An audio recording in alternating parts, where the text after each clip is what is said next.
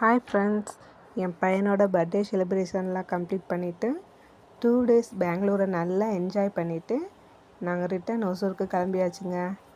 என்னோடய பையன் சின்ன குழந்தையாக இருக்கப்போ நாங்கள் ட்ரெயினில் ட்ராவல் பண்ணோங்க.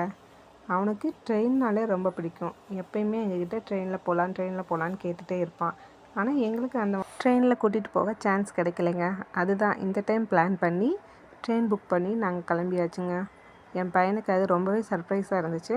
என் பொண்ணு இதுதான் ஃபஸ்ட் டைம் ட்ரெயினில் ட்ராவல் பண்ணுறாங்க. அது அவளுக்கு ரொம்பவே பிடிச்சிருந்துச்சி.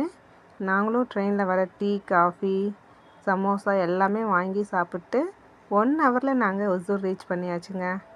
நீங்கள் இந்த மாதிரி உங்கள் குழந்தைங்களோட தனியாக ட்ரெயினில் ட்ராவல் பண்ணியிருக்கீங்களான்னு உங்கள் எக்ஸ்பீரியன்ஸை என் கூட கமெண்டில் ஷேர் பண்ணிக்கோங்க. நாங்கள் வரும்போது ட்ரெயின் மூவ் ஆகிடுச்சுங்க. அதனால ஃபாஸ்ட்டாக ஓடி வந்து ஏதோ ஒரு கம்பார்ட்மெண்ட்டில் ஏறலான்னு சொல்லி ஏறியாச்சுங்க. அப்படி ஏறினது நாங்கள்